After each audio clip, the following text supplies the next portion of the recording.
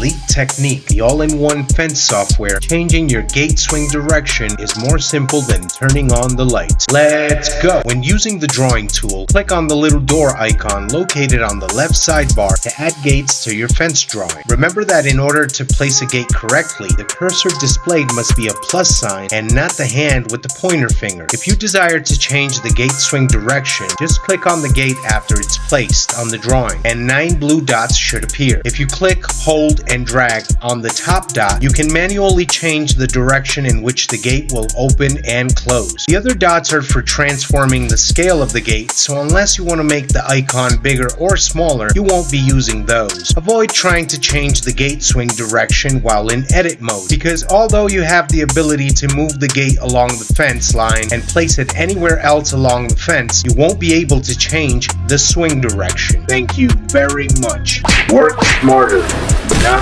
harder. Elite Technique.